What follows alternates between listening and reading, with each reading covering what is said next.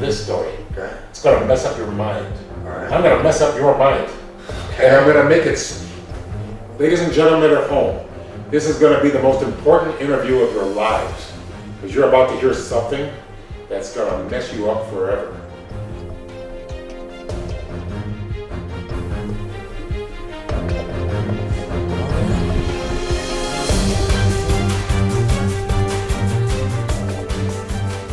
Yes. Mr. Poffo to the set, please. Mr. Poffo to the set. We're ready for Mr. Poffo on the set, please. We're ready for Mr. Poffo.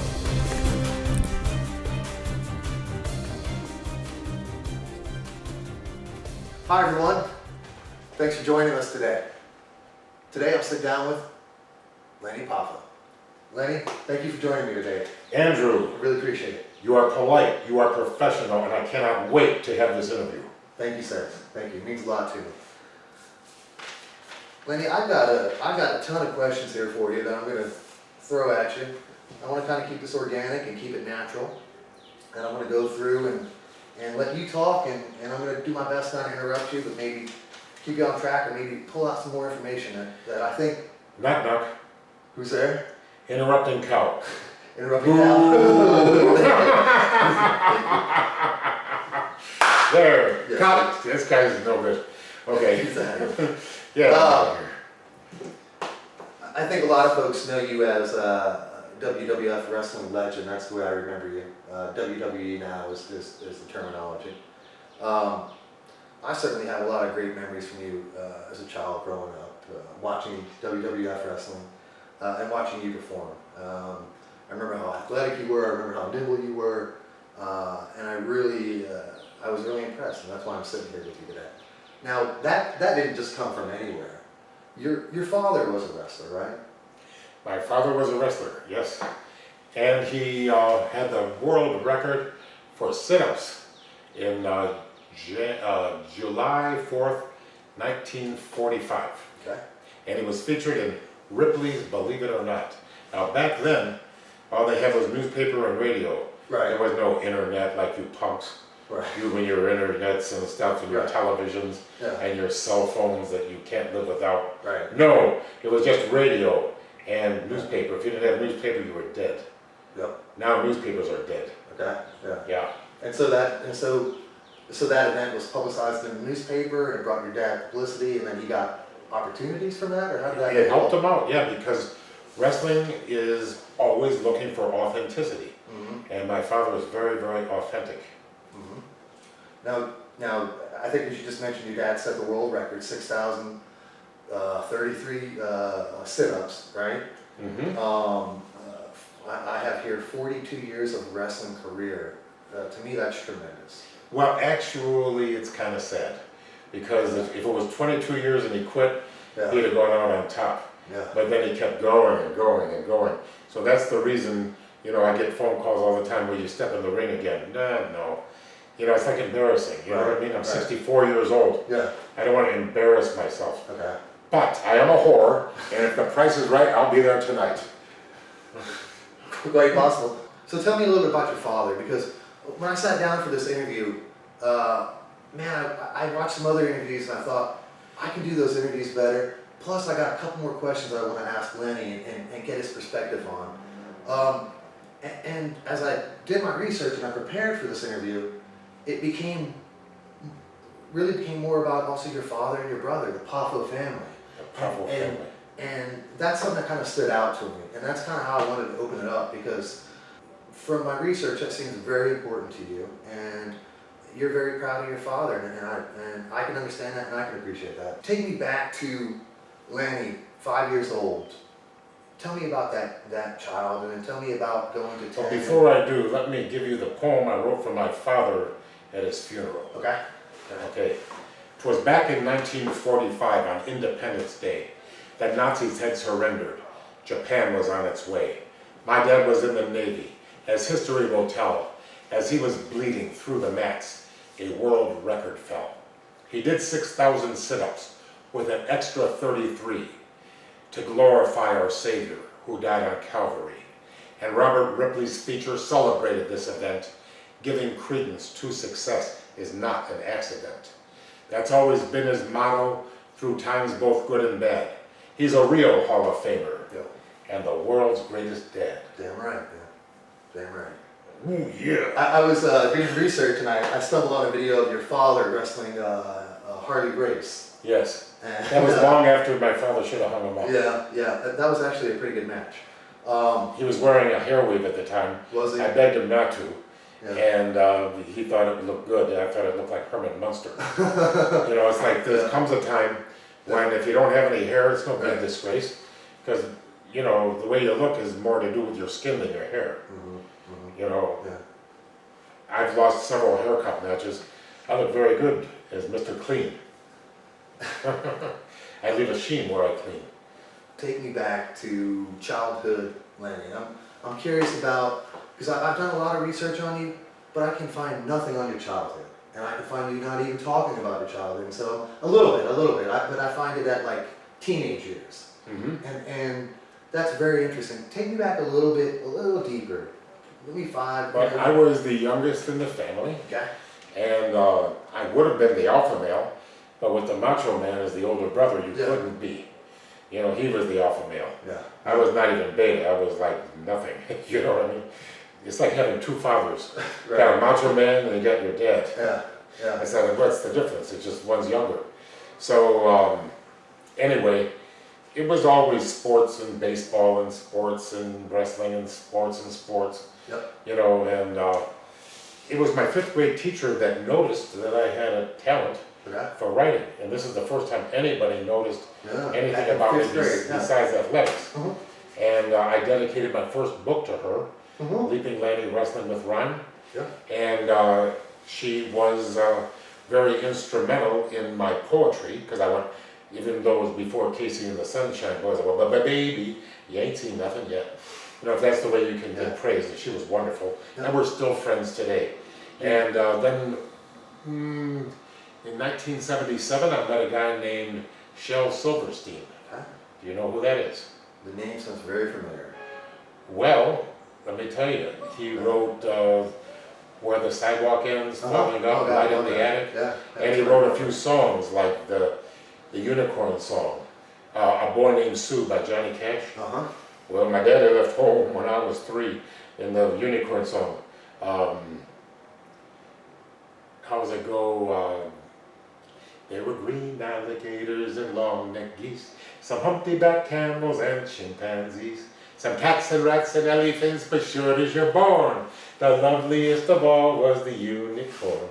Yeah, he wrote that, and I met him, and then I met him again when I was 1992, I was coming back from Dominican Republic. I'm in the airport, Miami, and I saw him, but I thought, that can't be him, he looks horrible.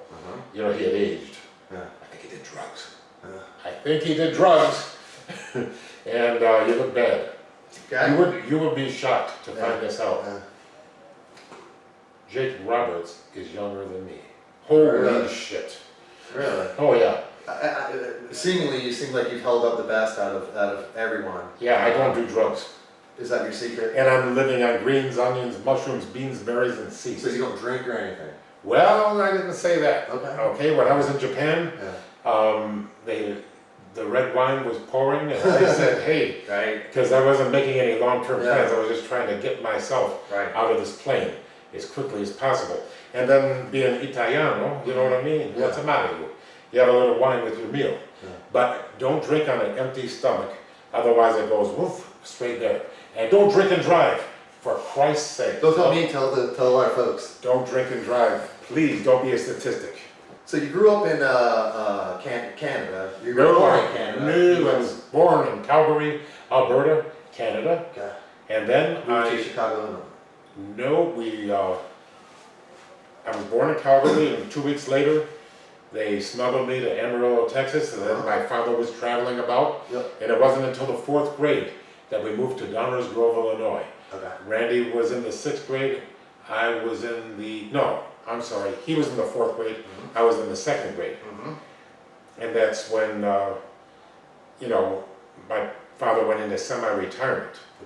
And like I said, nobody knows when to hang him up.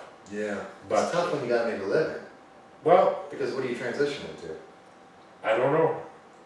It's just, I'm very well set financially, but if the phone rang, if the price is right, I'll be there tonight, because there's a 4-letter word called M-O-R-E, more.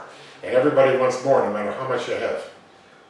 Yeah, please, more for all of us, please. More for all of us. So 4th grade, 5th grade, 3rd grade, that age, did you go to the wrestling events that your dad was performing at? Take me back to that time. I remember there was Fred Kohler, the promoter, and right before he sold out to Bruiser, Schneider, and Gagne, okay, it was, attention wrestling fans, the next major wrestling extravaganza will be presented at the International Amphitheater. And the main event, blah, blah, blah, blah, blah, and then we go to the, and by the way, the secondhand smoke in the amphitheater was unbelievable. You know, and it's like this, back in the day. back in the day, you know, that's why I wrote a book against smoking. I hated smoking. I do not smoke. 3 smokers with nothing to do decided to go to the zoo. As they lit up to smoke, I heard one monkey joke, hey look, humans see, human do. That's one of 335 limericks. How do you remember these all? Because as I'm listening to you, you're pulling them from everywhere. And I can remember what I wrote yesterday, maybe last week, but after about that, I can't, you know, I lose that little... Well, why do you think they call me the genius?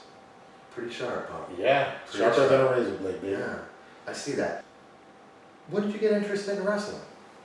Take us there. Well, I was a wrestling fan, and I was into baseball quite a bit, but I knew that I wasn't going to be, I knew I wasn't as good as my brother, and I knew I wasn't as good as this guy, that my friend John Granacci. He was, so what's the point, you know? But my parents insisted I keep trying. Oh, if you keep trying, you'll be better. And you know, that's not true. You get, That's not true. No, you get a certain amount of talent and you work with that. And then, but you're not going to just work your way to the major leagues. You know, you have to have some talent. And I had some talent, but not enough talent. Right. Randy had more talent. John Granacci had more than even him, I think. And John Granacci got to AAA and did very well for himself. But I'm gonna tell you what, there's a lot of good baseball players. Now the reason I got into wrestling is the number one reason, I did not want to be a welfare recipient. Right. And I was gonna set the world on fire. Well, for 4 months in the WWE, I really did. You really did? I really did. Yes. 4 months. Thank you, Hulk Hogan. Mwah. Your older brother was big into baseball. He ended up hurting himself, or injuring his shoulder on a slide into first, and then he transitioned into wrestling as a result of that injury. How did you just join your brother? Was an older brother? I idolize you. I respect you. Hey, this is the way that we're going to make it. How did your brother influence you? Because I had an older brother about that age. Well, I was into wrestling in 1973 upon graduation from high school. Yep. He became into it in 1975 after 3 unconditional releases from 3 professional baseball teams, St. Louis Cardinals, Cincinnati Reds, Chicago White Sox. Okay. And then in 1975 he started wrestling full-time, and then in 1985, 10 years later, he makes his debut in Madison Square Garden. Ooh, yeah. So I think he got the last laugh. What do you think? I think so too. Tonight! I love Macho, man. I think everybody did. I think everybody loves your whole family. So how did you get into wrestling as a kid? Are you walking down the street and you see this wrestling gym and you say, you know what, I'm going to go in there. Well, having your father for a professional wrestler is a good way to get your foot in the door. I would say so. Yes. Yeah. Where other people don't, they have to give $50,000 to some guy that doesn't know how to wrestle, that says he has a wrestling school. So Now, I just came from a wrestling school, Jay Beefles, but the thing is about him, it's an actual wrestling school that he really knows. He's a great wrestler and he knows how to teach. Okay. So that makes him very rare. Because almost everybody else is not a good wrestler and they just take your money. Right. So bring me back to that. Bring me back to your first wrestling match. Tell me about that. That first time you stepped in the ring. It was against a guy named Angelo Poffo. Okay. And I made the mistake of thinking that I was a great wrestler, but it was actually, he was a great wrestler and he was just walking me through. And then I learned the hard way when I had to wrestle somebody else that, hey, maybe I'm not as good as I thought. Yeah. So it's called The Blind Leading the Blind, Mm-hmm. or One Eye is King in the Valley of the Blind. Anyway, Mm-hmm. if I could wrestle my father every night, that would have been one thing. Yeah. But unfortunately, you have to wrestle people that suck also, Mm-hmm. and I thought that was my job. So, your dad was a wrestler. Was he also a promoter? So tell me a little bit about kind of. Well, people always say that he was the promoter of the ICW, but actually it was 1/3. I was invested 1/3. Okay. 33%, Randy 33%, my dad 33%, Mhm. International Championship Wrestling, Mhm. Lexington, Kentucky. Okay. And I did so reluctantly. I was very happy just wrestling. I didn't want to promote. Unfortunately, you know, being the youngest in the family, I just went along with it. Mm-hmm. For how long? Oh, it seemed like forever, but it was about 6-7 years. And you guys would where? You would stay local in Lexington, Kentucky? Or I travel wish around we South? would. I wish we would, but it was long ass trips. We could every place we could put our tape, No. we would go. Yeah. And I was in charge of taking the pictures. I found a company that would make lithographs, which is like a photograph, but it's dots. Mhm. Okay, and it's micro dots. Yep. Oh, about I think it was $60 for 1,000. So that makes you sell it for $1. That makes the profit 94%. Mhm. Not too shabby. Picture business was very good. Then I made programs. I was the writer, and I wrote programs, did take the picture, did the thing, and made a lot of money in the picture business. It's a separate entity from the wrestling business. Okay. So you've always been an entrepreneur. You've always had a lot of gusto, obviously. I have a lot of gusto. I'd like to think so. Yeah. Yeah, I mean, there's a reason that I'm sitting here with you and you're not. You know, you didn't come to my place because I have the gusto. you have the gusto. Yeah, in Spanish it's gusto. Okay. It's like el gusto es mío, señor. The pleasure is mine, sir. Gusto is pleasure. See. Gusto is like Schlitz. They Uh-huh. had a real gusto and a great light beer, Schlitz. Oh, so gusto's like a shitty beer. Oh, no, it was an advertising campaign Gotcha. that gusto would be pleasure, Uh-huh. but gusto in español, Uh-huh. see? See. Ah. So, Adios muchachos y compañeros de mi vida. yo no sé nada español. Oh, muchos gusto. Uh, Mucho, muy bien. So you traveled around. Give me an average day or an average week. You did that for I guess about 9-10 years, right? I didn't count the years, I Okay. counted the money. Okay. Yes. And I was able to, no matter how little I made, I tried to save Mm-hmm. at least $200 a week. Okay. Sometimes I didn't eat, but I saved at least $200 a week. Wow. That's Mhm. impressive. That's impressive. That's right. I'm a little different than Ric Flair. What did you, Ooh! What did you do with that 200 a week? I invested it wisely, Mm-hmm. and it took me 7 years to amass my first $100,000. Okay. And, you know, people say, hey, what are you bragging? Yeah. No, some people buy a Cadillac, some people buy a Rolls Royce. Mhm. That's bragging. Yeah. I have a little Honda Fit outside, Yep. and everything's, you see, it's not how much money you have.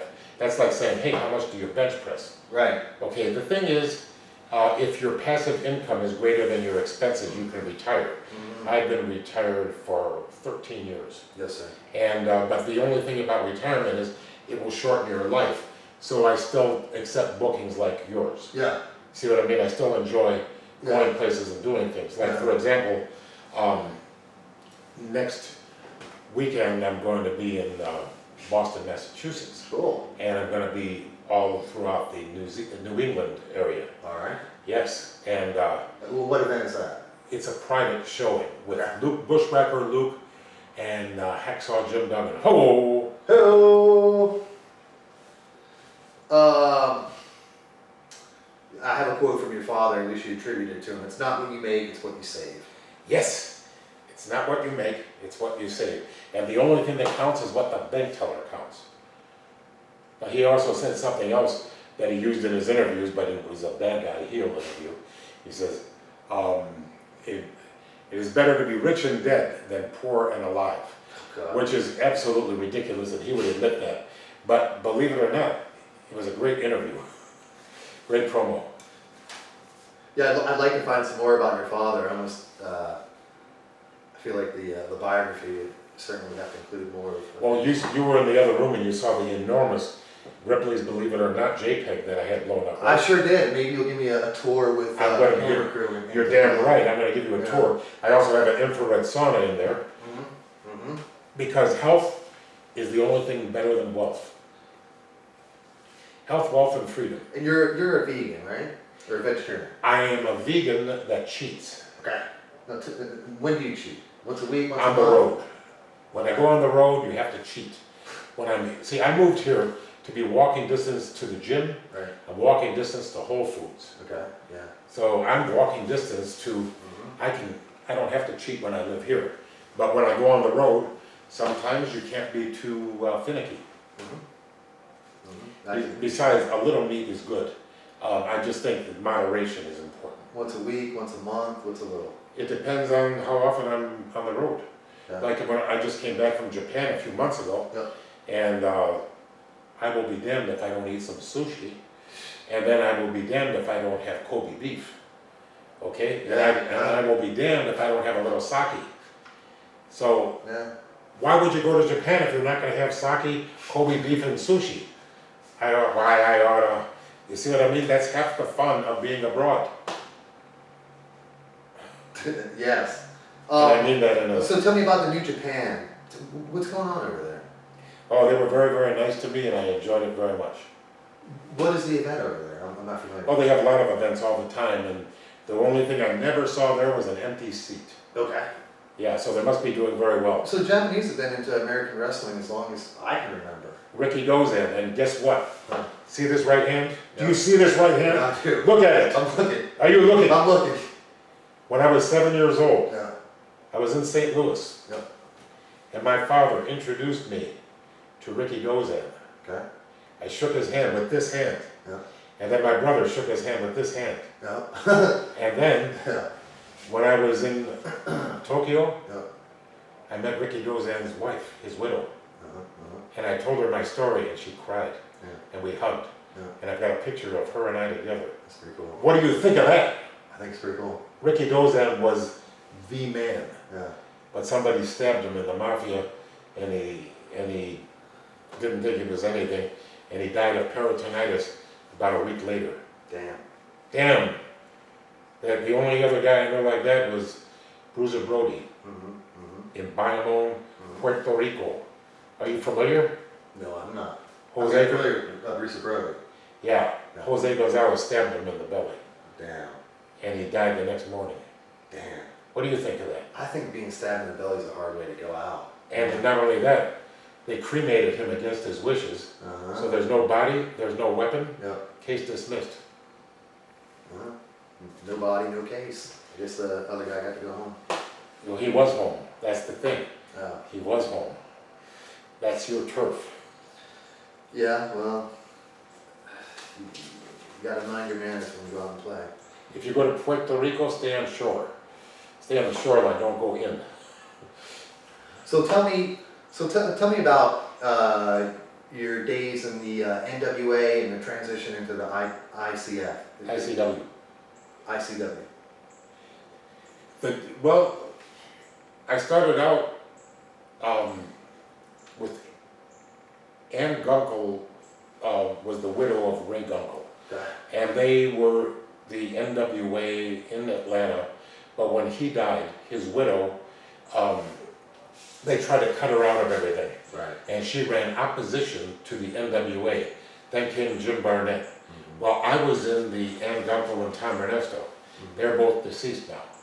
And so I did very well for about 8 months. And then around 1974, on Thanksgiving, I started working with Eddie Farhat in Ohio, Michigan, and Ontario. Okay. He is the Sheik, the original Sheik. Not the stupid, you stupid motherfucker. No, not that guy. Not that sheet. You're the Sheik, it's easy. Yeah. That guy, Yeah, I've seen it as well. the Sheik. Yes. You want to know something about the Sheik that's a secret?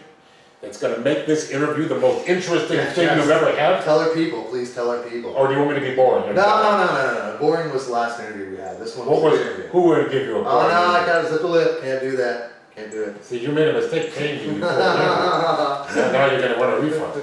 No, the thing is, Eddie Farhat is the Sheik.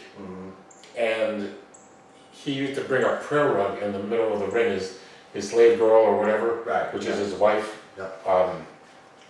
Joyce. Anyway, they get on their knees and he prays to Allah. Prays to Allah. Habibi, Habibi, Habibi. You know, all this stuff, getting heat and looking around. And, Yeah. You probably got a lot of heat back in the 70s. yeah, I got a lot of heat. Yeah. But listen to this story. Okay. It's going to mess up your mind. All right. I'm going to mess up your mind.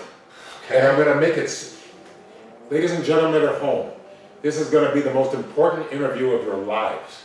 Because you're about to hear something that's going to mess you up forever. And it's going to ruin your life. Ready? I should brace myself, I feel like. I think you need to. Okay. Are you seated?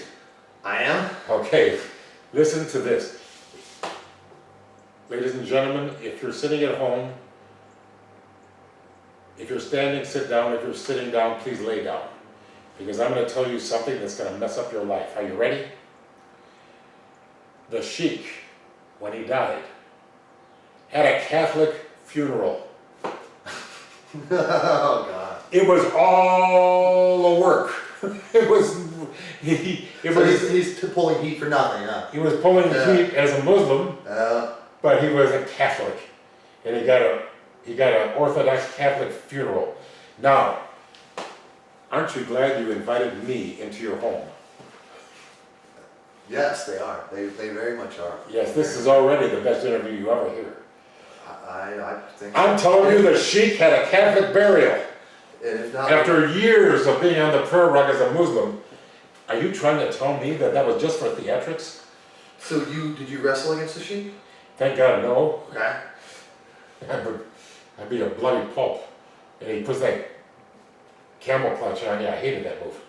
Because that'll mess up your No, neck. which Sheik? The Iron Sheik or the original Sheik? I did the Iron Sheik many times. Okay, yeah. But the original Sheik did camel clutch as well? They both did. They both did. Okay. Mhm. Okay. As a matter of fact, the Sheik, you stupid motherfucker. Yeah. You know that guy? I know. He stole a lot of things from Eddie Farhat. You know. Really? Uh-huh. You know, Yeah. baby. You know, baby. Yeah. Cheeky baby. Yeah. But the only thing is, the Iron Sheik is really a Muslim. Really? Oh yeah. Huh. But the other Sheik, no. Crisscross. Huh? I did not know that until he died in a Catholic service. Uh-huh. So that'll tell you, some of the stuff in wrestling is theatrical. So NWA, did you wrestle with? Who did you wrestle with in NWA? Well, NWA was many territories. Okay. And when I wrestled for the Sheik, that was NWA. When I wrestled for Pensacola, Florida area, which is where you're from, in Panama City, I wrestled there, that's NWA. I also wrestled in Dothan, Alabama, Pensacola, Mobile, that area. And then I went to Amarillo, Texas, with the Funks. Yeah.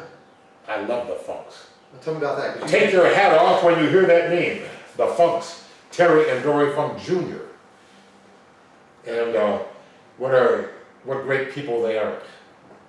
And they seem to be some of your bigger influences. Is that me putting words in your mouth, or? Terry Funk sat me down and told me, Lanny, you're good, but if you want to be great, you don't have to be great. You got to be peculiar. Peculiar. If you got to be peculiar. And you know what? Right. I said, what do you know, Terry Funk? Who the hell are you? No. Yeah, right. No, I decided to become peculiar. Yep. And that's why I'm so peculiar now. Actually, not in my real life, but when I decided to become the genius full of glory and renown, I thought the more peculiar, the better. Yeah, and that's probably why you're so memorable. Yes, otherwise I would Because you be stood out quite a bit. unforgettable. That's what you are. How long were you in the NWA?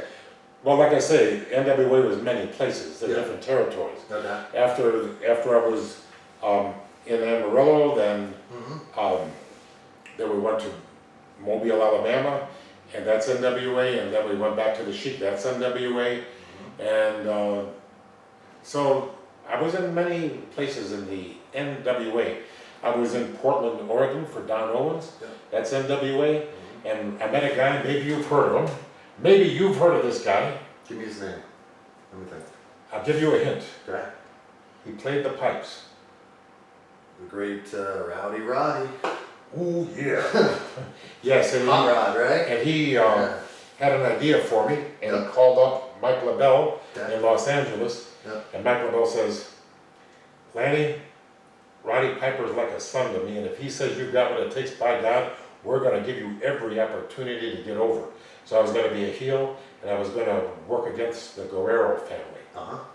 And then I was hoping to, bring my father in, bring my brother in, when things get hot, because family versus family. Yeah. But instead, that's when we did the ICW, and this was 1979. Okay. Okay. So I was very, and I went up to Piper and I said, thank you for everything, but I can't go. And he was so nice about it. Let me tell you what, if you're listening at home, when you say the word Roddy Piper, take your hat off when you say that name, because not only is he great, he's good. A good man. That's what he was. Unforgettable. And you wrestled against Roddy, I guess, numerous times for him Numerous times. to establish the fact that you were a solid performer. I wrestled against him numerous times. And I'll tell you what, that guy gave, you bought a ticket to see that guy, interview, wrestling, whatever. Yeah. He gave you more than you paid for. He did. He actually ruined his body by doing it. He was all banged up at the end. See, I wasn't as good as Piper, but I have one thing better than him. I'm pain-free. Everything. Are you really? Nothing hurts me. Right now, the biggest pain I have is because I'm sitting on this chair. Okay. So there are wood stools. Yeah. So I would consider you a high flyer. You were nimble, you were quick, you were Jack be strong. nimble. Jack be quick. Jack jump over the canvas. You were quite a package for a wrestler. You know what I mean? I'm famous for that. And through some of my research, you always stood out to me, Lanny, because these other guys looked like stiff boards, and you were leaping over, you were flipping, you were moonsaulting up with a double, flip off the rope. You go under you made them look silly, and then somehow, you had to give a pinfall to a lot of these guys, and that shit pissed me off as a kid. I'm watching the videos again, preparing for this interview, and I'm watching like Ted DiBiase. And it looks like you would have whooped Ted DiBiase's butt in a real shoot. I mean, your physique was better, your moves were better, and then. Well, thank you very much, but I would never say that about Ted DiBiase. He's one of my favorite people, and we're still friends today. Yeah. And I'll say something nice about him. Yeah. He called me when my brother died, and because of that, he's my man forever. Well, that can be. And also Bret Hart, he called me when my brother died, and I saw Roddy Piper, and he gave me a hug when my brother died. And I remember the people who called and gave hugs when my brother died. Yes, and so I would never use this forum to say a bad word about Ted DiBiase or anybody that reached out and touched me when my brother died. That's pretty powerful. That's very powerful. That's very powerful. I'm just sharing you my experience of what I saw. Appreciate it, but the thing is, you have a choice. If you don't like the finish, you can quit. Instead, I stayed for the money, and that's why I'm not drowning in debt or starting a GoFundMe page, like a lot of these guys. And my brother's Hall of Fame ring, I have been offered 6 figures for that ring, but the answer is no. No, because you know why? That's not my ring. I just get to wear it. That's my brother's ring. I wouldn't.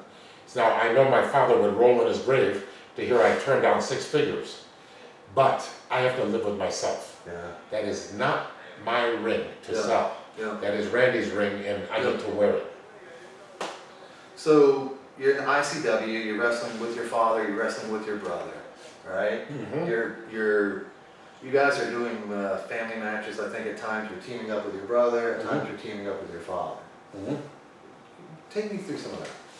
Well, it's just a night at the office, Yeah. and you do what you got to do.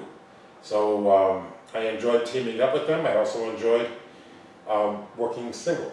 Okay. It doesn't matter. Yeah. So the thing is, I can get along with anybody. Mm-hmm. I just do my best and forget the rest. Mm-hmm. My brother's standards were a little higher than that. He would be the best, or he would be angry for the rest of his life. And you've made mention in your other interviews that your brother gave 100% to wrestling. Oh, he gave more than that, if there is such a thing. Mm-hmm. Yes, like for example, if I say to you, Andrew, I love wrestling, Right.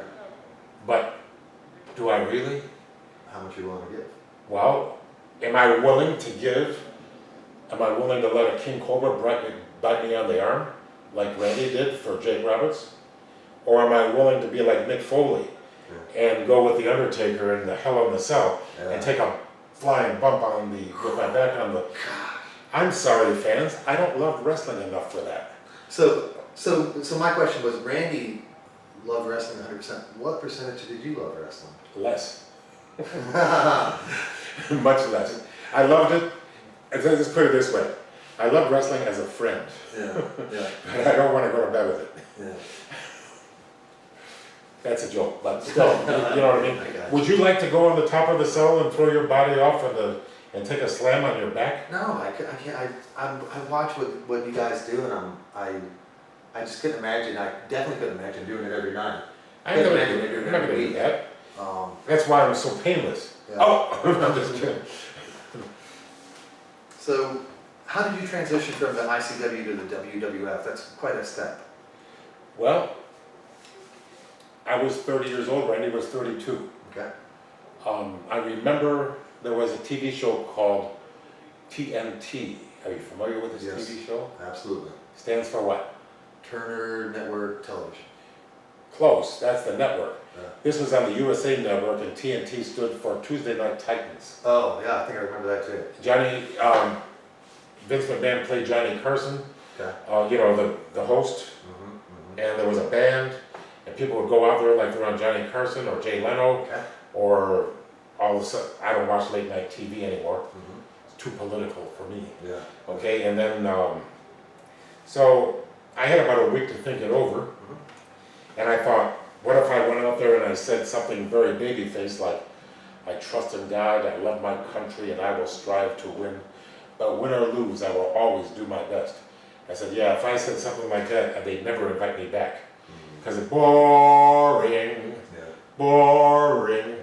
So instead, I decided, what if I wrote a poem? Right. Stack the deck in my favor. Uh-huh. So I went out there and I said, look back through the annals of history and the Wrestling Hall of Fame, men from all nations with courage to spare, who struggled to carve out a name.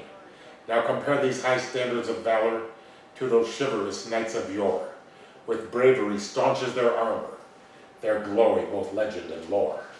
My medieval connection with wrestling relives the magnificent past, though mindless skeptics may snicker and scoff, the winner is he who laughs last. Alive with the love of wrestling, I appear on TNT, between Vince and Awful Alfred, the hottest show on TV. I'm not your average wrestler, but I wouldn't want to be. I never scream or kiss my arms. I'm happy just being me. I call myself Leaping Lanny.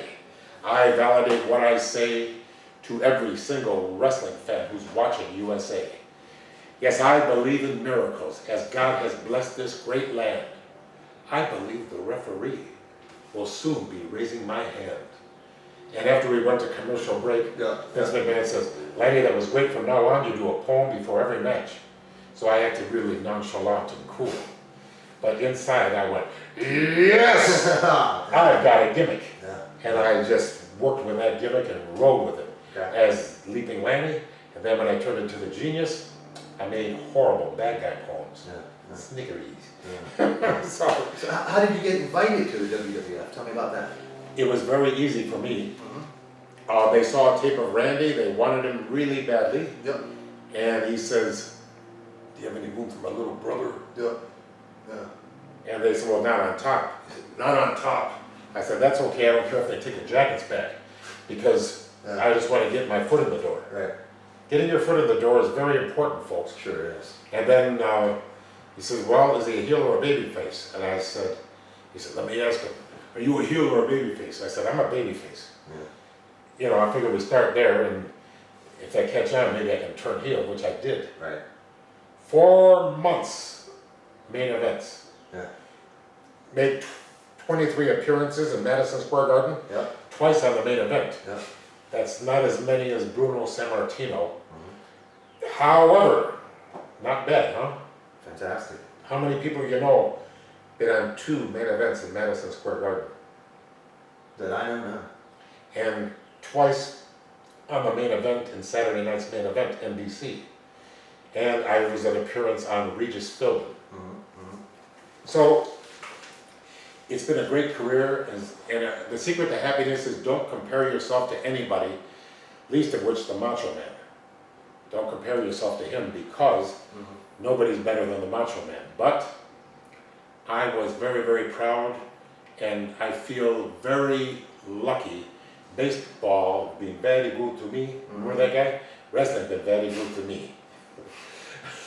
So, watching some of these clips on ICW, maybe even the NWA, I'm watching you and your brother Randy wrestling.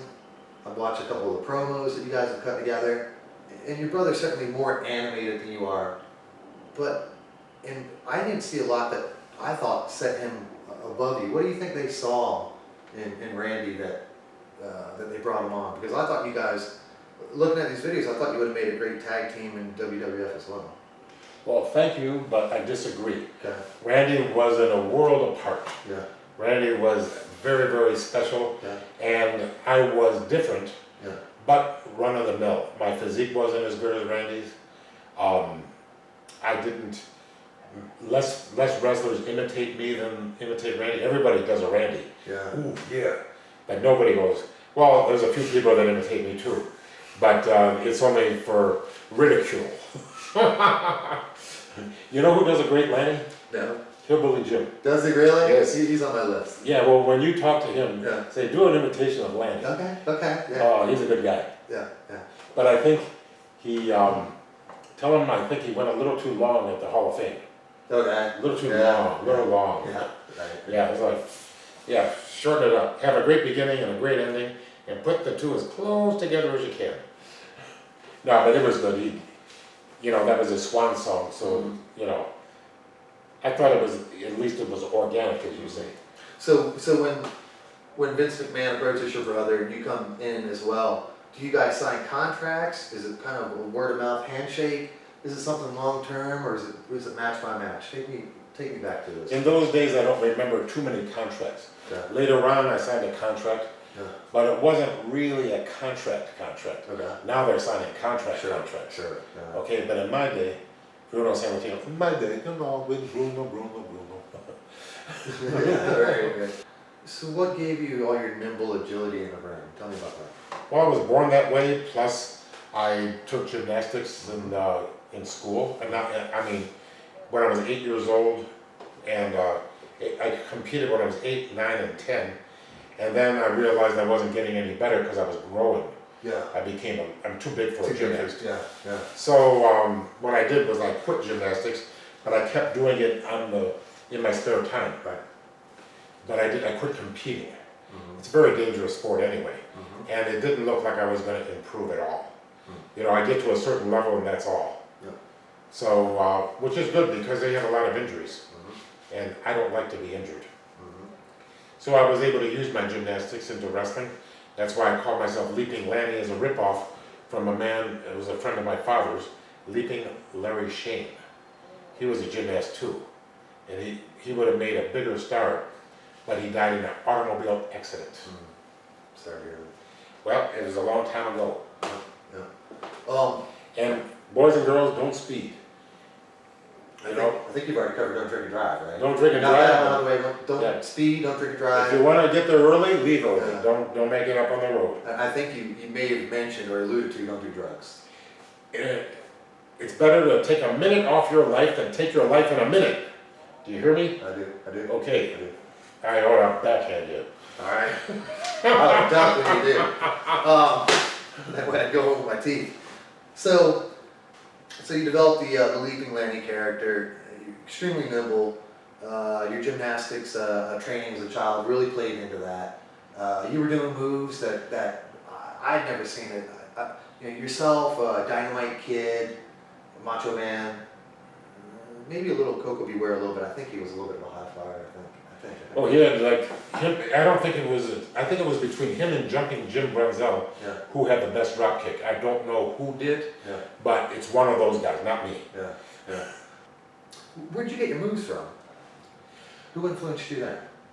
Oh, I would see videos of different people, and they give me credit for inventing the moonsault. Yeah. The truth is, I did not invent the moonsault. Yeah. I invented it moments after I saw a tape of Tiger Mask versus the Dynamite Kid in Madison Square Garden. Yeah. But that was before New York wrestling went worldwide. Right. When I got there to 1985, I did the first moonsault that shot heard around the world. Yeah. Everybody thinks I invented it. Yeah. Who invented it? Tiger Mask. Tiger Mask. When I was in Japan, I met Tiger Mask, but it wasn't the same guy. There's been 4 of them, or 5. Everybody just keeps... They get a Tiger Mask, put it on. I guess so. Yeah. Well, you can't put a Leaping Lanny mask on. I can't anymore, no. So you wrestled for, what, 4 or 5 years as Leaping Lanny? Yeah, about 5 years, yeah. And I don't know, that's how I remember you, as Leaping Lanny, because you had the moves.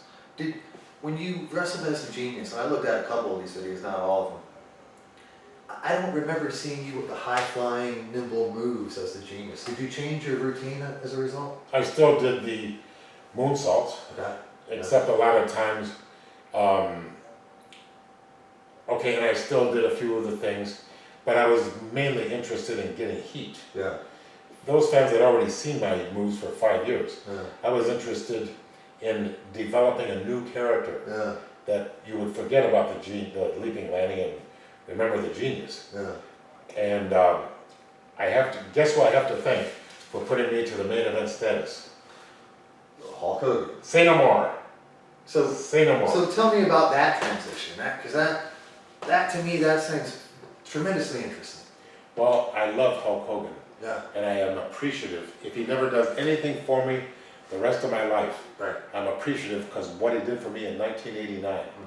He didn't lose to anybody back then. And he lost to the Genius. Can you imagine that? A jabroni, the Genius, and I'm standing in the middle of a ring? Yes, isn't that amazing? So take me back to that. That's more weird than... So Hogan comes up to you and says, Lanny, brother. Hey, careful. Don't be touching me. Sorry. I like what you've been doing. I want to give you a push. Hey, do you think you can do this? Bring me back to that day. Well, he had an idea. Yep. He told me what the idea was. Yep. I just about fainted.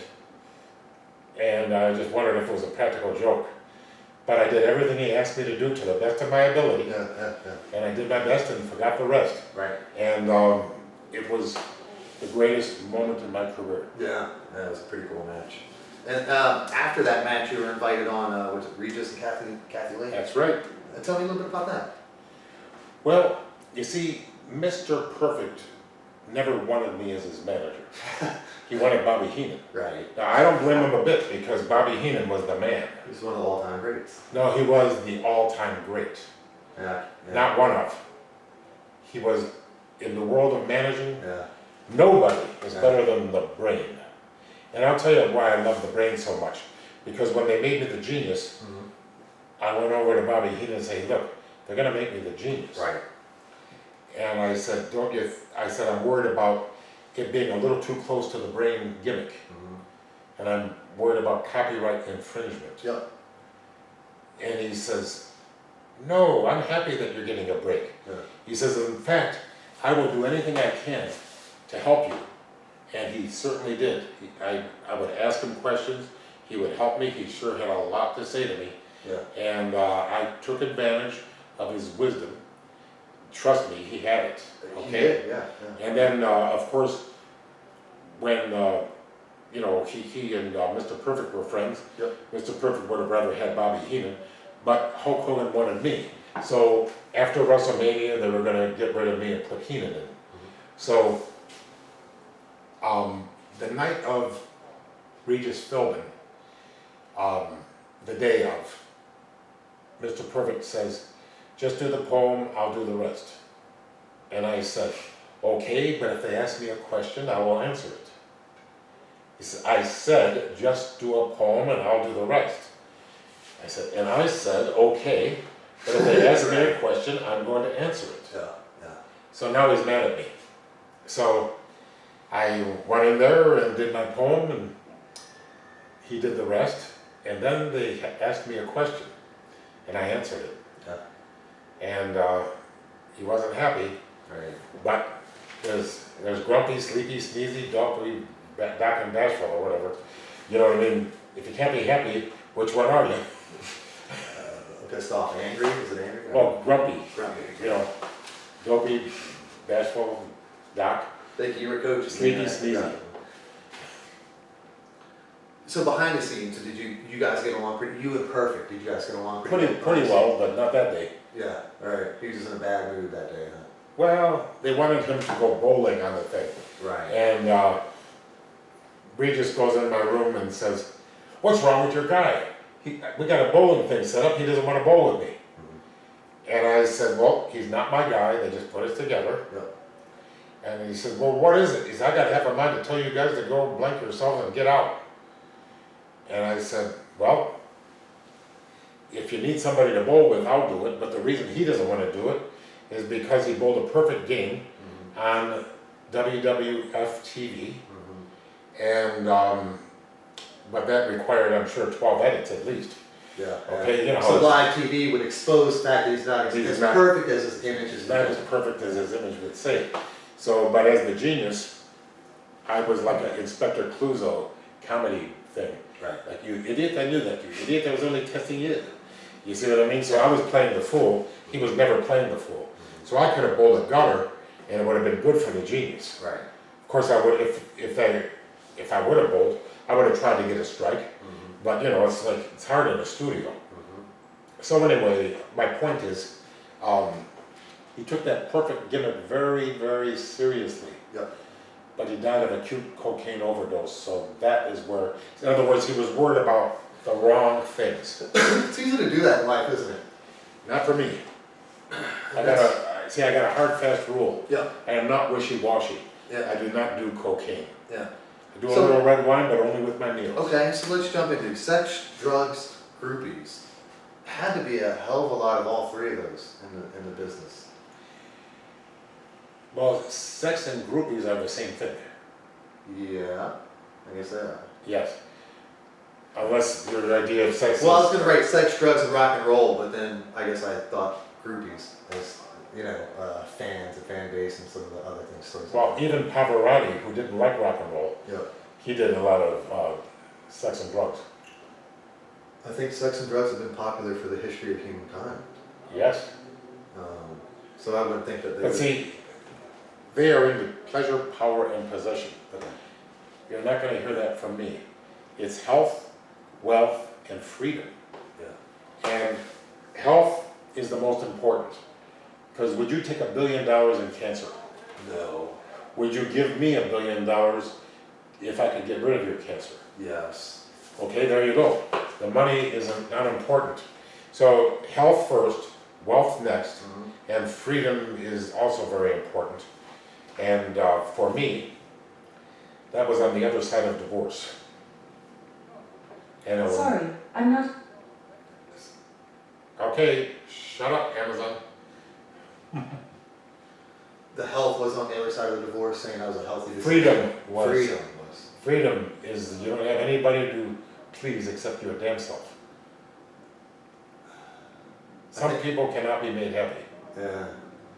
Look, and I'm still happy that I was married. Yep. Because I got my daughter and my grandson. So that's, but once bitten, twice shy. In 36 years, I will be 100 years old. And I'm not going to say these two words. Yes, dear. Never again. How long have you been separated? I've been separated since '94. Quite a Quite a while. So I think I've proven my point. Yeah, and I think you made a comment on one of your interviews. You said, men are not complete until they find a woman, and then They're finished. they're finished. Yes. Yeah, that was good. A man's not complete until he's married, then he's finished. Then he's finished. And it's not original. So you're wrestling with Hogan at that time. You're getting your big push. You're on Saturday Night's Main Event. And at that time, did you fall into, hey, if I want to get ahead, I have to use steroids. I have to beef up, be one of these super big guys in the WWE, and take me through that experience. I was at Deca Durabolin, Okay. which is, you can look it up. It's supposed to be clean. Yeah. No such thing as a clean steroid. Yeah. But it works, Mhm. and I am ashamed to tell you Yeah. that yes, I took it, Yeah. and because I was so tired of being a jabroni. Right. But looking back, how foolish it was, because health is more important than wealth. Mm-hmm. And that's unfortunately, I put fame ahead of both. Yep. Fame, money, and health. No, bad choice. Health comes first. I had it all wrong. Now, I got away with it, but the reason I admit it on your television show Yep. is because maybe I can help somebody. Maybe somebody's listening. Right. And, you know, after I pulled the needle out, I looked like a balloon at the end of the party. Oh, ugh. And then I lost my libido for about 3 months after I pulled the needle out. But I was married at the time, so it made no difference at all. So Did you get it? I did. Respond a little. Sorry. Let me know that you did Yeah, it. I got it. What about the guys today? Do you think they're using steroids to set them apart? Do you think you have to today, being in the wrestling business? I don't know if they are or not. I don't know who's using it and who's not. But I think they're testing now, Right. and maybe they're good at masking the test. Right. I see sometimes the body's too good to be true. Yeah. They're probably doing something. So I'm suspicious, but I don't know for sure, Mhm. and I don't want to call anybody out. I don't want you to. Well, I don't watch wrestling anyway, Yeah. because if I'm only going to be alive 36 more years, Yeah. I don't want to spend a whole lot of it watching television. If you were training a wrestler today, what would you tell them? To use steroids or not to use steroids? Yes.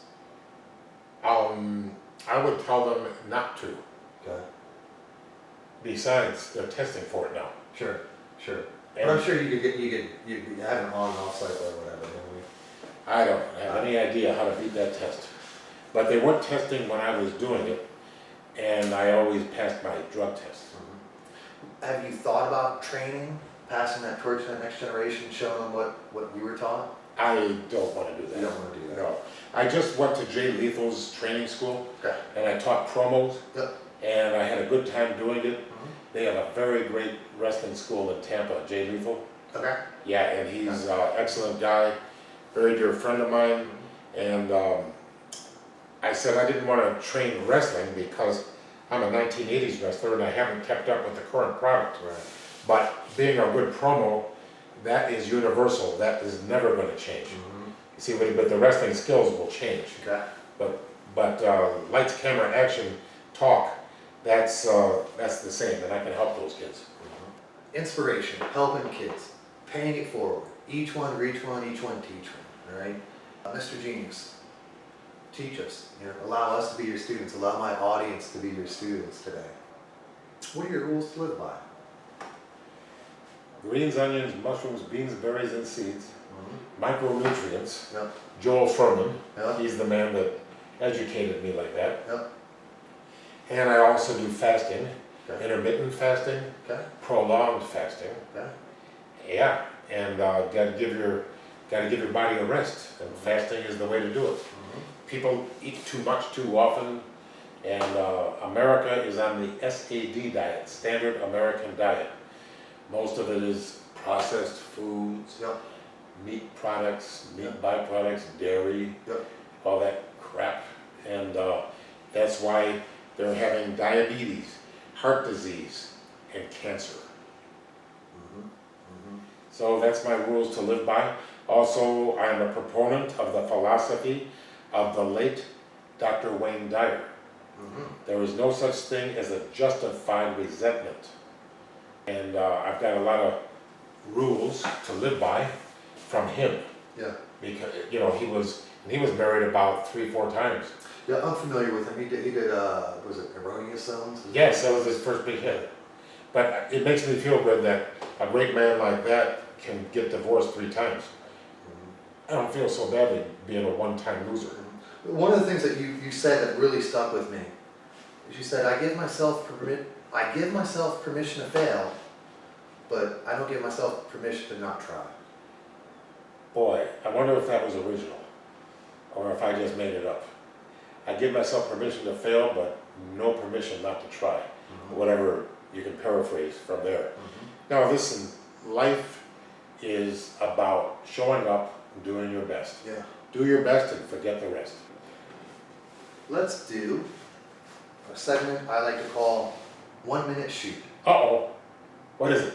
That's where you either shoot or you share. So you either shoot on a wrestler and you give your opinion, Okay. or you share your best memory of that particular wrestler. Wow, that sounds like, I hope I don't get reprisals. Go ahead. Load up the cannon. Hulk Hogan, 1 minute. There's only one man smart enough to put Hulk Hogan down. The genius has a devastating plan. You're looking at the future World Wrestling Federation, who appeals to the modern thinking fan. When I emerge victorious, with gold around my waist, I shall be the most splendiferous of all. Don't tell me Hulk is 6'8" and I'm just 6'2". Between the ears, I'm over 10 feet tall. He wants to wrap his 24-inch pythons around my neck and give his famous, "What you gonna do?" By the power of the genius of the world's smartest man, I'll rely on my incredible IQ. So, listen, without Hulk Hogan, Yep. I wouldn't have got to do that poem on Yeah. NBC Yeah. and follow it up with a hell of a match. Go on GeniusLannyPoffo.com and you can live vicariously through my best memories. Vince McMahon. Vince McMahon, boy, I'll tell you what.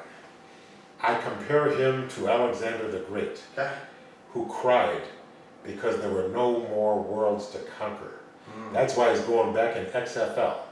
Now, I don't want to be a naysayer, Yep. but there's no market for more football. No market at all.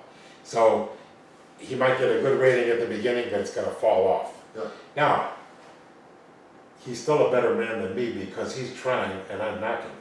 So, it is better to try and fail than not to try and flounder. So, I give him credit for being, 73 years old? Yep. And instead of at the end of something, he's at the beginning of something, and he's trying to make it work. Do I think it'll work? No. Have I been wrong before? Millions of times. So, Vince, I hope you win in the XFL because nobody deserves it more than you. This guy he's the poster child of tenacity. Yeah, I would say so. Wouldn't you? I would. I really Yes. would. I mean, he's And- built something from nothing, almost. I mean, Right. He got pieces and parts from his father, pre-assembled kit, but he took it and he ran with it. He ran with it, and I'll tell you what, I don't think he's going to succeed this time. However, I've been wrong before, and I bet you he's got a plan to make me look like a big ass. Hillbilly Jim. I love Hillbilly Jim. Okay. Good guy. Did you wrestle against him? Yeah, a couple times. You know, Yeah. don't go messing with a country boy, country boy, country boy. Don't go messing with a country boy, don't mess with a country boy. Pretty big guy, right? Oh, he's big. Him and Uncle Elmer and whoever else. Elmer died from diabetes. Yeah, yeah. Do you still keep in touch with Jim now? I sure do. I love Jim. What's your favorite match? Your favorite memory of him? Oh, let me see. Just being in the locker room with him because he's so happy guy, you know. Yeah. He's not a miserable guy like everybody else. Right. And I thought in the Legends house, Yep. he was one of the best personalities out there. Did you see that? No, I don't think I did. Well, it had a lot of guys, Hacksaw Jim Duggan, it had Roddy Piper, Yep. it had Hillbilly Jim Morris, and Pat Patterson, the great Mean Gene Okerlund, Tony Atlas, Howard Finkel. Yep. Yep. I recognize all those names. Should have had me though. Would have would have been a little vinegar in your greens. Yeah, you need that for flavor, right? For flavor, baby. You understand. King Kong Bundy. Wow. Yeah. One of the best big men I've ever seen. I would say my Wouldn't you? favorite. And him and Hogan had a great match Because together. he was huge and he could move. You know what I mean? Yeah, but you know, there's a little secret about King Kong Bundy. Okay. He was a great athlete, a great amateur wrestler. Yeah. Okay. Yes, and he had a big neck and big legs. Right. So he wasn't actually that fat. He was big boned, okay? And fat. Yeah. But he had a lot of muscle too. Yeah. So if he hit you, you're dead. Yeah. And did you wrestle against him? A couple times. What do you remember from that? Oh, it was a good match for, you know, for Irving the bedridden Jew versus King Kong Bundy. You know what I mean? Did he brutalize you or? No, he was great. Yeah, yeah. He was something else.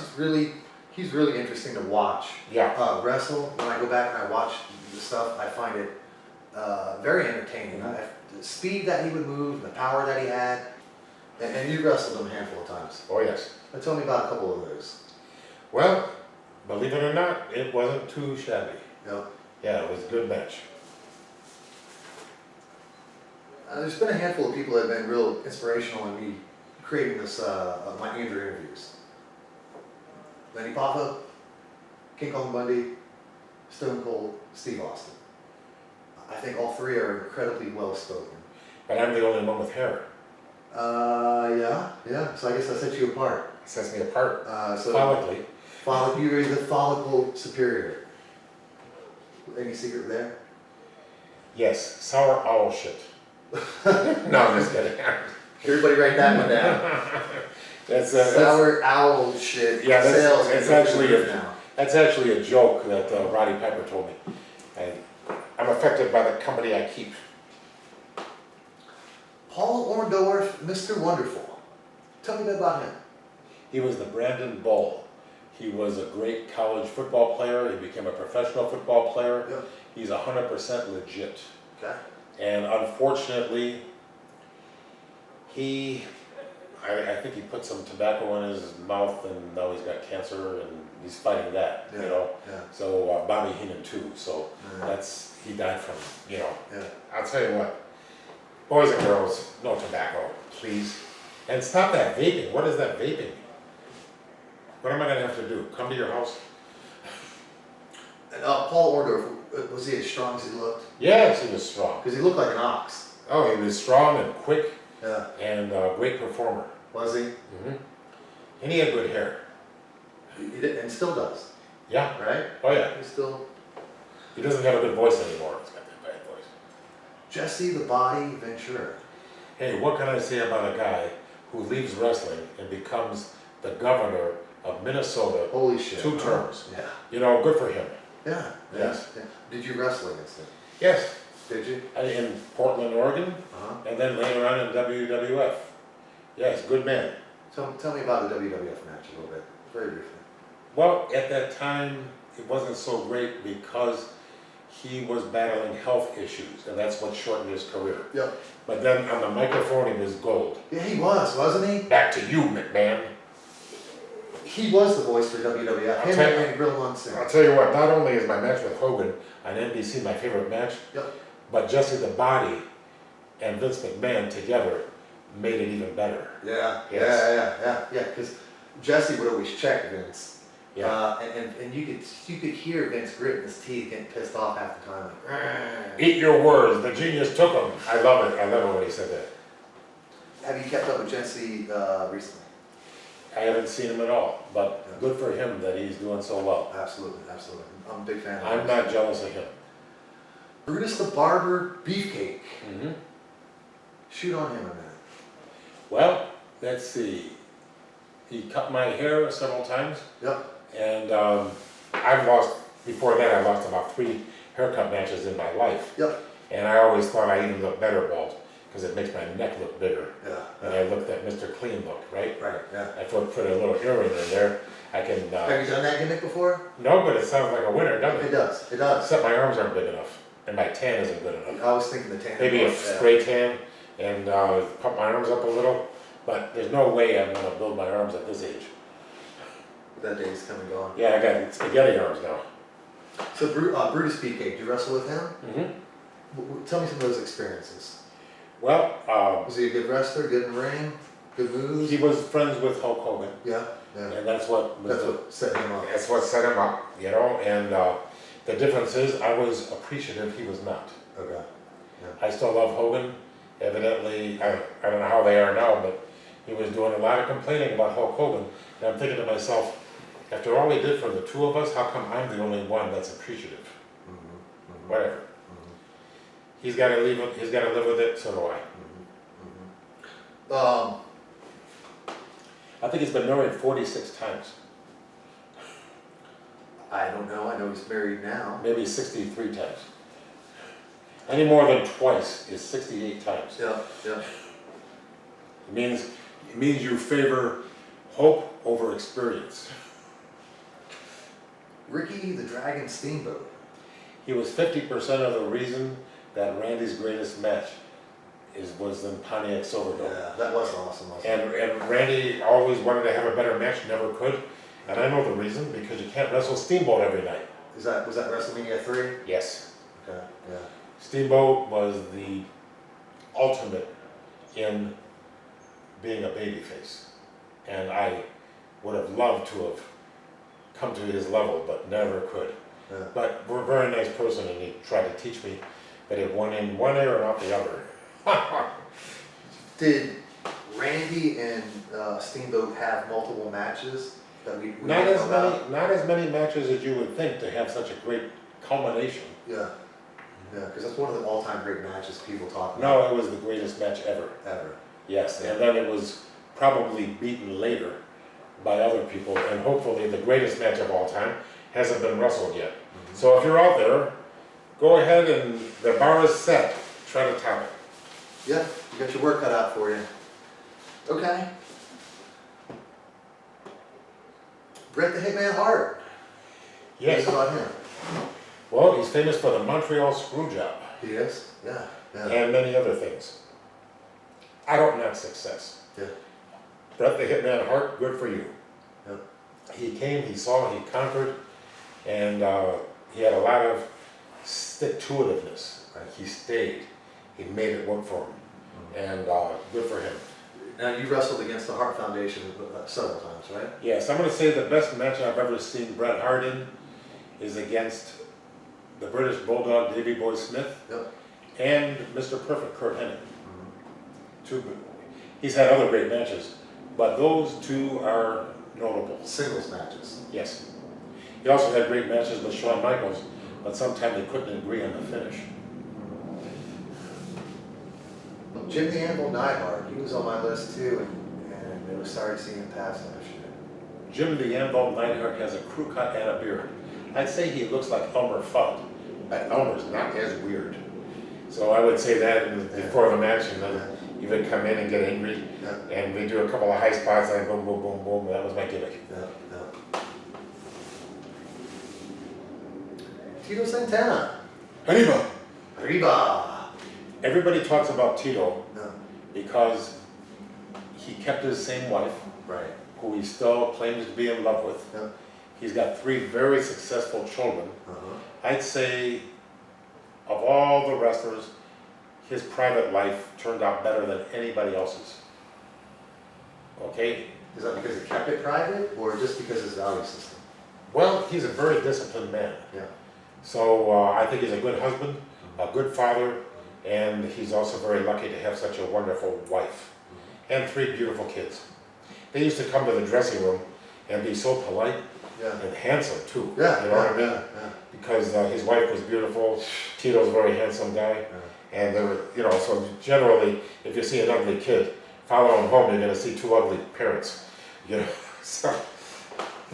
How do you the middle part? Don the Rock Morocco. All right. Little Don. Yeah, I'm Facebook friends with him. Are you? He's in Hawaii. He's in Hawaii. Yeah. He's surfing, and he's very happy. I hear you can't get him back in the States. He won't leave Hawaii. Well, he's from there, Okay.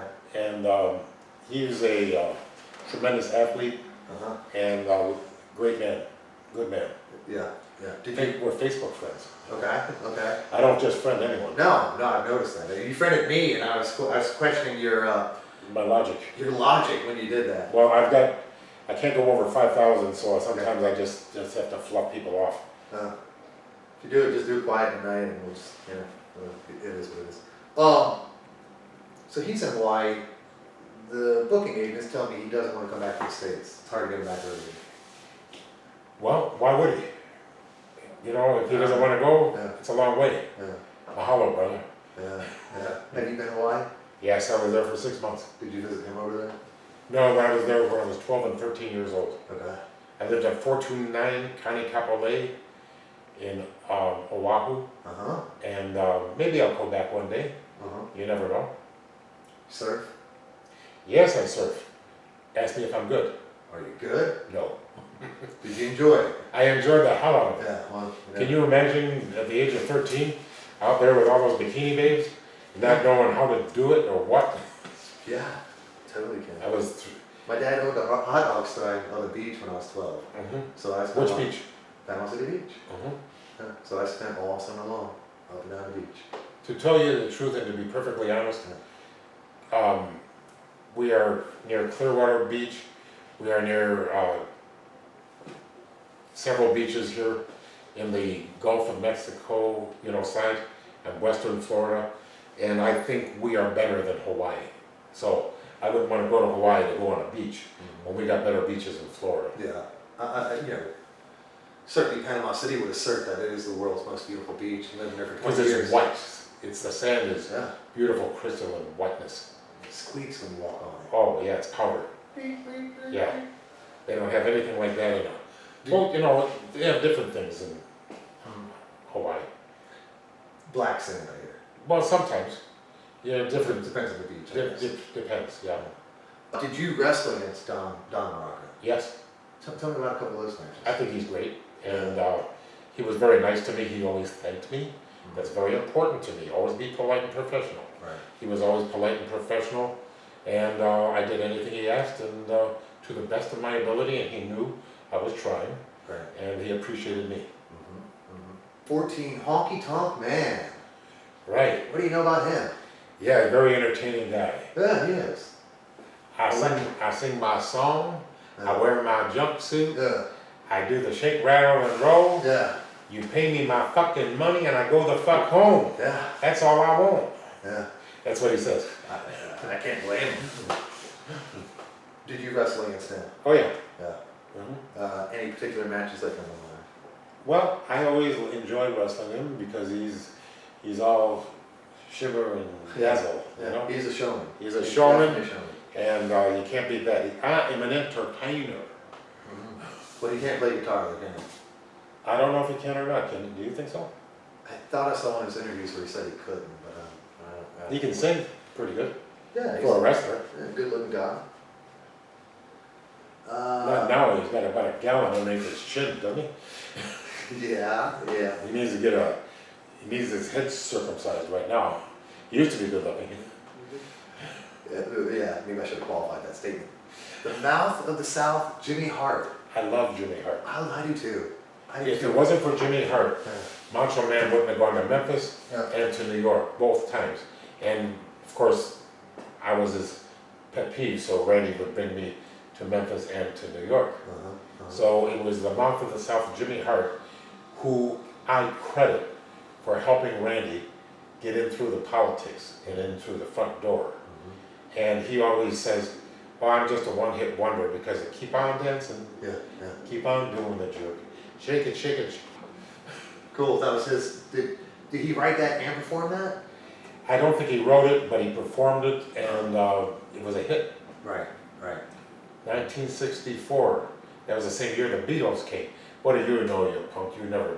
Not much. You weren't in the Beatles. Not much. You weren't even born yet. No. I was around, man. I was in fourth Did you grade. go see the Beatles? I never saw them, but I was quite aware that they were doing good. Hard not to, huh? Oh, they changed it all, baby.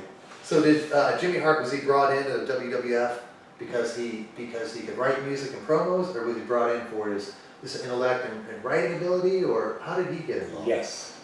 A little bit of everything. A little bit of everything. Yeah. And he was a hustling man. That's what I hear. And I love him very much, and I appreciate what he did for the Poffo family. And if my brother were here, he'd say, ooh, yeah. Lex Luger, when you left WWF, you went and wrestled in a WCW. I never actually wrestled, but I was under contract. That's right, 5 years. Mm-hmm. Any experience with Lex? I guess he was part of the WWF, but after you had left, he came aboard WWF, right? I don't remember. Like, I was not a big fan. Mm-hmm. I was just, doing my best and forgetting the rest. Mm-hmm. Iron Sheik. Iron Sheik.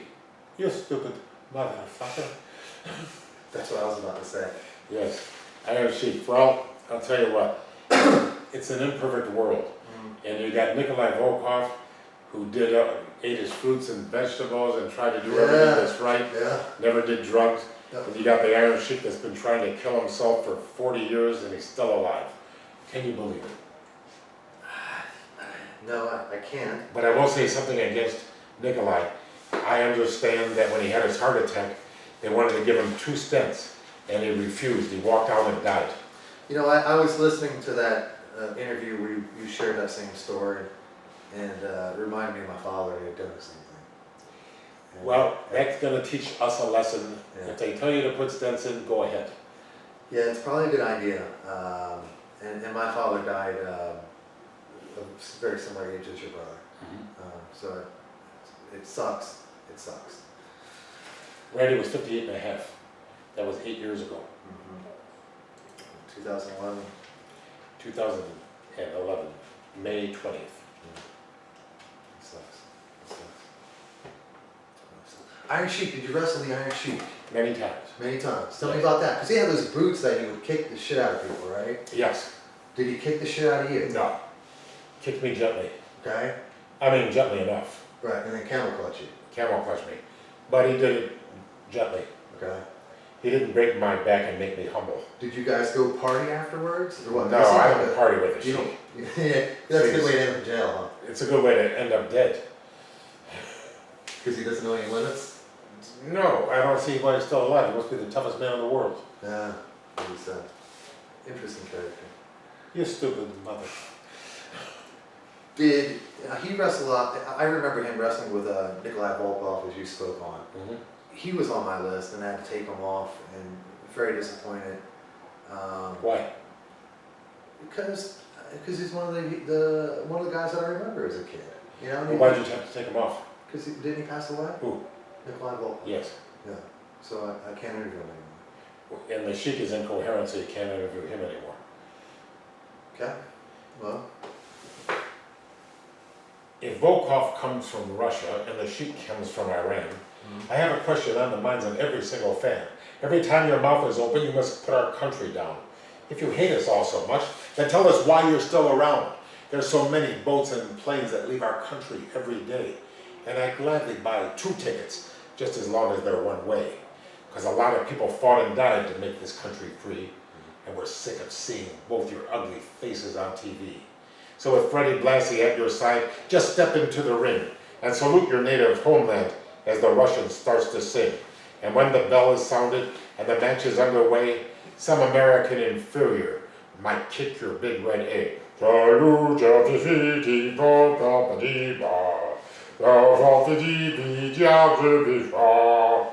That's Nikolai. Yeah, I noticed. Did you wrestle against Sheik and Nikolai Volkov? Several times, yes. As a tag team? Yes. Who did you tag up with? Corporal Kirshner sometimes. Yeah. George Wells. Well, tell me about that. I'm going to find that video. Tell me about that. Find it, and if you find it, send it to me, because I'd like to see it myself. Okay. Now tell me about that match real quick. Well, it was more bluster than action, you know what I'm saying? More cartoon, Yeah. more essence than substance, Yeah. more show than go. And that's what sold the WWF, right? Or what's your opinion? Yes and no. Uh-huh. Got to have a little bit of substance to go with your essence. Right. Randy had a lot of essence and he had a lot of substance to back it up. Yeah, he did. He did. He was larger than life. Oh, he was. I mean, because you look at Randy and you thought he was 7 foot tall.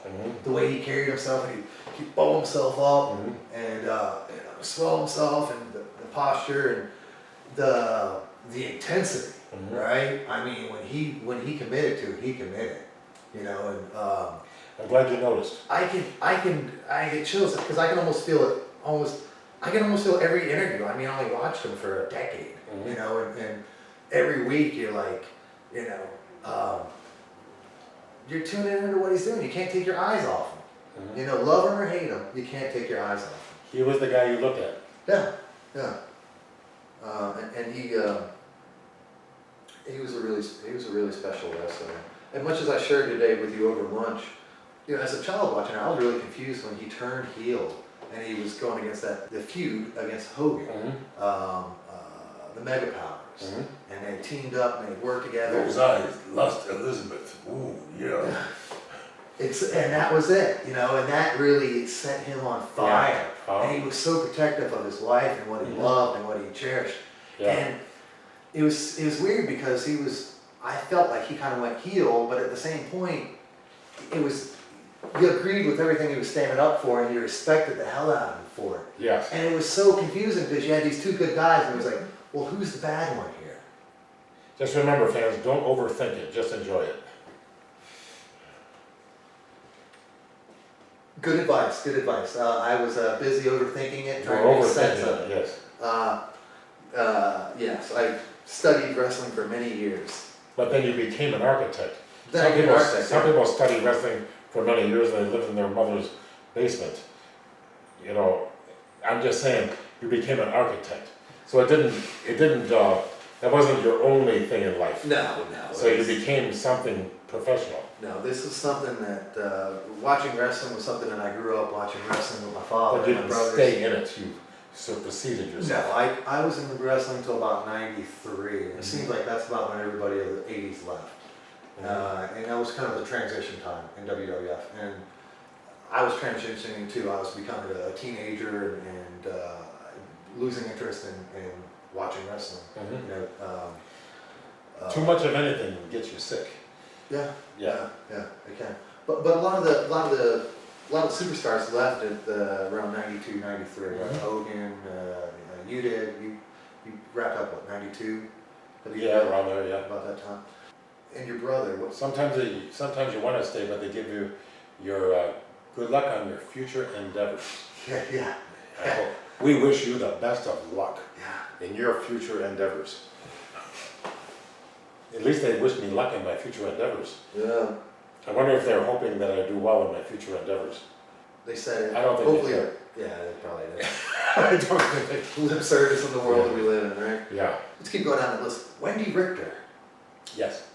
What do you remember about her? Well, I didn't do her. Okay. Okay. All right. Well, you remember a little less than that. Well, believe it or not, you know the Montreal screw job? There was a screw job involving her too. She didn't want to lose. Yeah, I watched that match. Yeah. Yeah, she was They pissed. give her the 3 count. Yeah, she was With pissed. Moolah. She was cursing. She was upset. I was there that night. Were you? Were Yeah. you in the building or you I were was in the locker room. And Were you guys watching on the referee didn't do it right, you know. Oh, they had monitors in the dressing rooms. Yeah, She was very upset. yeah. I think she got over it now. Do you still keep in contact with her? I've seen her recently, like 3 years ago. She's got herself a ranch or a horse farm or something. Any stories, aside from being there the night that she got burnt as well? Because she didn't want to drop the title. She doesn't want to drop the title. And she was going to another a wrestling company or Puerto Rico. And so Vince said, "You're not going to leave with my belt." But I wasn't in on it. Right. It's just that she didn't want to lose, and they have ways of making you lose. Yeah. When they're ready, they're ready. Superstar Billy Graham. What can you tell me about him? Whoa, he was a good guy. I Yeah. loved him. He was very nice to me. I met him when he was world champion of the WWF. Right. And he came to Charlotte and gave me some good advice, a lot of encouragement. I still talk to him. Yeah. He's a good guy. So you keep in touch with him. Did you ever? I guess you didn't wrestle with him because you guys were kind of two different generations. Two different worlds. Two different worlds. So you Yes. feel he was? I guess he was a champion for what, about a year almost, right? No mercy in the desert in the Arizona sun. You either move, adapt, or burn away. But look at Billy Graham. His eyes are scorched with fire, and the ravages of every single ring. His muscles, how they smolder. And when he turns on the heat, he just leaves the other wrestlers in the cold. And I respect the superstar because he's so authentic in a world where all that glitters is not gold. Now, he set the stage for, I'd like to think, wrestling as we know it. I'd like to think Macho Man was influenced greatly by him. Big time. There's no doubt Hogan was. It looked like he stole his whole look and appeal from Superstar and Jesse the Body Ventura. Mm-hmm. So when I saw Superstar... But don't forget Dusty Rhodes. They also were influenced, all of them, by Dusty Rhodes. I watched him in the 80s and 90s, and I was never... Well, you know, it happens to everybody. Does it? Yeah. Stay too long? Stay too long. So stay too long, you say that quite a bit, and you don't wrestle now. No, but every once in a while they make me an offer and I can't refuse it. Do you feel you're staying too long? Well, I'm not staying anywhere because I work for independent organizations. Yeah. So everything is just, I'm not in jail, I'm just visiting in Right. Monopoly. Yeah. You know what I mean? Yeah. In jail or just visiting. Right. I'm just visiting. I Yeah. said, oh God, do I have to bring my trunks and boots? Oh brother, this is gonna suck. Road Warrior Animal. Animal? Yeah, the Legion of Doom, they were tremendous. Uh-huh. What a team. Did you wrestle against those guys? It was a triple six-man tag Uh-huh. with the Legion of Doom, Road Warrior, Animal, and Hawk, and their manager, boy, if I could think of his name. Anyway, I guess the Beverly Brothers and myself. Okay. Yeah. I should think of his name, jeez. Isn't that sad? The elevator doesn't get to the top anymore. Maybe it'll come back to you. It won't. You don't think it'll It's come gone, back? baby. It's gone. It's gone. Move on. Barbarian. Remember the Barbarian? Certainly do. Warlord and the Barbarian. Okay. Yes. Did you wrestle against them guys? Powers of Pain. Yeah. I wrestled against those guys.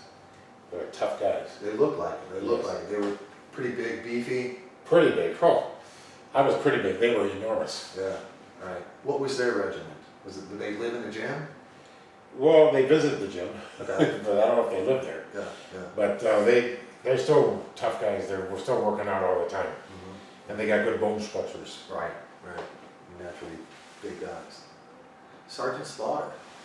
Yes, he was, I saw him recently. When you go to WrestleMania, he's always hanging, and a very nice man. Dismissed. He had a good gimmick. Sit down, you puke. I remember he was big because he had the G.I. Joe action figure. He was in the G.I. Joe cartoon. Oh yeah, he was good. You know, and for kids, that's how we connected. That's how a lot of these characters were kind of introduced to us. Was he pretty tough, or was he fluff? Oh, he's tough. Is it Yeah. good talent? Yes. Yeah. He had the look, he had the gimmick, Yeah. he had it all. Did you ever wrestle against him? No. Abdul the Butcher. Yes, Abdullah the Butcher, Larry Shreves from Windsor, Ontario, now making his home in Atlanta, Yeah. or in the Atlanta area, maybe. He doesn't have his restaurant anymore, I don't think. I don't think so either. And he had was that in Marietta or someplace? I think it was like downtown, not downtown, but like Decatur or just Atlanta, kind of like Midtown area. Yeah, very good guy. I never wrestled him. Jake the Snake. Jake the Snake. Yeah, you know, he had it all going for him. He had the interview, he had the look, he had the work, he had it all. Yep. And he threw it all down the trash. And if it wasn't for Diamond Dallas Page, he'd be dead. Yeah. And he'll tell you that himself. So it seems like DDP's picked up a lot of people and brushed them off. He's like the saint of professional God, wrestling. he must yes. be. He's on my list Yeah, for that boy. reason. You tell him I said so. And I love that guy because in Randy's DVD, The Macho Man, I give some people bad grades for what they said about Randy. Yeah. When there's so many good things to say about him, they chose to say negative things. Yeah. Diamond Dallas Page was the best one of all of them. Yeah. I'm was a little disappointed with Jerry Lawler, Yeah. and I was absolutely mortified with Pat Patterson. Pat Patterson gets an F, Jerry Lawler gets a C+. Now, what they do that pissed you off so much? Did you see the video? I did, but I've already heard you recap. Well, see it again for the first time and tell me what you think. Okay. And then call me up and tell me I'm wrong or I'm right. Mm-hmm. See, the thing is, it's a eulogy. You're talking about a guy that's no longer here. Right. So the best thing you can say is say something nice or say nothing at all. Pat Patterson, thank you so much. And you'll be there too, very soon. Because nobody could look that bad and still breathe. So Pat Patterson was in the WWF when you joined, right? Yes. And he's writing the scripts. He's Well, I don't know scripts, but he was booking. he was booking. Yeah. Okay. Is After- booking the same as promoting? No, Vince is the promoter. Okay. Booking is figuring out who's going to wrestle who. Okay. Yeah. Yeah.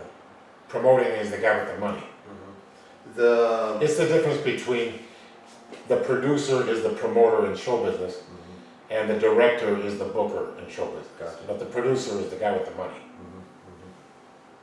Now, Pat Patterson, despite the lack of kind words that he was able to offer your brother's eulogy And my father. and your father, you mentioned that he was a good worker back in the 60s. He was a great worker, yes. Tell me about that. Well, first of all, he's better than me. Okay. Is he better than the Macho Man? Hell no. Yeah. Nobody's better than the Macho Man. Nobody. Yeah. He's better than me. That's all I'll give you. Jerry Lawler. Yes. But He tell me got a about C him. plus in the video.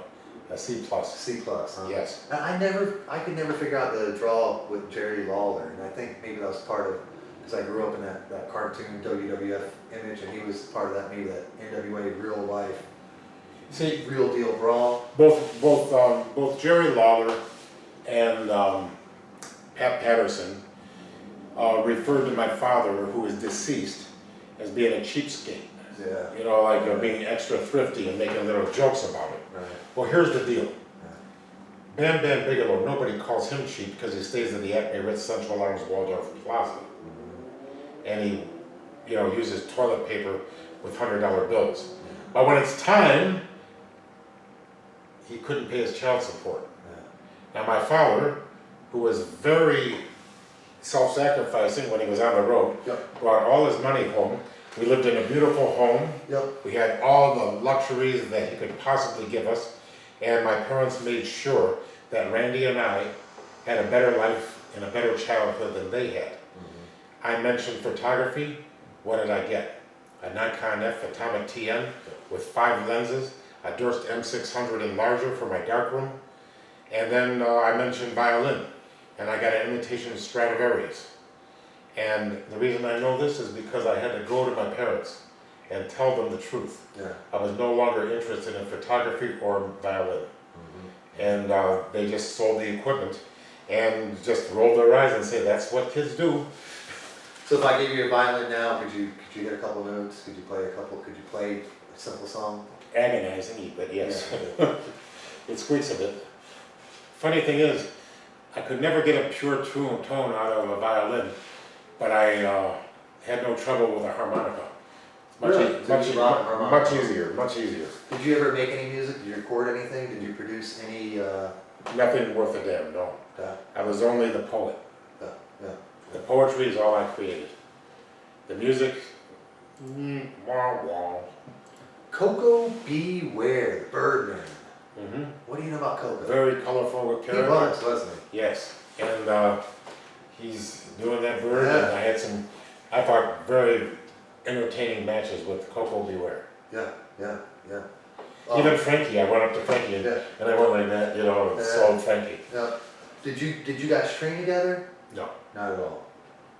No. Did you wrestle before WWF? Did you wrestle with him previous? first time I wrestled him was in WWF. Was it? And then would you prepare for that match ahead of time? Would you guys, how would you prepare? Take me through that. The day of the match, Not much prep, no. you just Just go out and wing wing it it. in the ring? Yeah, get it? The Birdman, wing Yeah, it. I see that. Get it? See what I did there? Yes. That's why they call me the genius. That's why they call me the genius. Ric Flair. Woo! Woo! I think you heard of him before. Yes. What do you know about Ric Flair? Well, he's a very nice person. He was always nice to me. Yep. on the other hand, money-wise, he's very different than me. Yeah. See, we are independent contractors, and what does that mean? At the end of the year, you have to pay taxes, or at the end of whatever it's set up. So you say, you owe me money, and you say, I'm Ric Flair. Government says, I don't care. Woo! So, Yeah. so you know, if you say drinks are for everybody, eventually you may not have enough to pay your tax. Did Ric Flair overstay his welcome? Oh, listen, I wouldn't want to say that. If they're dumb enough to pay him, he's smart enough to stay. Right. He was quite a draw. Woo! Did you wrestle against Ric Flair? Yes. Tell me about that. Oh, he was great. You know, I'm not going to knock Ric Flair. You see, put yourself in my shoes. Yeah. I don't knock success. Right. Right. Okay? Yeah. Now, if Bam Bam Bigelow has any talent, I have not noticed it. But evidently Now, some you didn't like Bam Bam Bigelow. You've No, I come do down not hard like- on him before. No, he's a piece of shit. And he's dead. So I could say more about him. See what I mean? But I don't want his ancestors to, his living relatives, to have to hear it. But I found him to be an excruciatingly putrid waste of human tissue. I never understood what the draw was behind Bam Bam. They brought him in and it just, I guess he was somewhat of a big guy, but he wasn't big enough to be He wasn't that a big. giant. And he didn't move quick. He had no moves. He had no personality. I don't know. I don't want to dump on him either. I just didn't see the appeal of I him. saw nothing in him. Um, I thought it was like, and what was the biggest joke, when Randy left for the WCW, yeah. he took Slim Jim with, and they tried to do a commercial using Bam Bam Bigelow. Now come on, Macho Man, Bam Bam, you decide. Yeah. One guy was, Bam Bam was special because he was chosen, Randy was chosen because he was special. Now, how many times did you wrestle Bam Bam? Too many. Too many. Yes, that was his bitch. We wrestled in every town. Yeah. See, that was my job as Leaping Lanny. Yeah. Wrestle, you know, they beat me in every town. Yeah. I'm looking at that calendar and I say, I can't wait So till this is over. how many matches did you wrestle? Because when I pull up these wrestling matches, I think I saw 102 for you with the WWE. What, for just Bam Bam? No, in total, and I think those might have just been aired matches Must have been just aired. because I figured, shit, you had to wrestle a lot. Yeah, I wrestled a lot. Was it back in the day? Was it 5 days a week, 3 days a week? Yes. We tape 1 day a week. Yes, it was a lot of wrestling. Okay. And I didn't enjoy what I was doing when I had to wrestle Bam Bam, Yeah. but I concentrated on the money I was making. And every day, see, success is not in a day. Yeah. Success is daily. Yeah. And you have to keep in charge. It's not what you make, it's what you save. Right. The only thing that counts is what the bank teller counts. Yeah. A part of what you earn is yours to keep. Yeah. I read The Richest Man in Babylon. Yeah, I actually opened that up last night. I was showing that to my sister. Well, you don't have to get the book, you can just get the YouTube video. Okay. That way they'll read it to you. Okay. And there's no excuses. All right. You have to read it. Yeah, I was taking a peek at that yesterday. Do you have the book? No, I was looking at a PDF online. Yeah, you don't need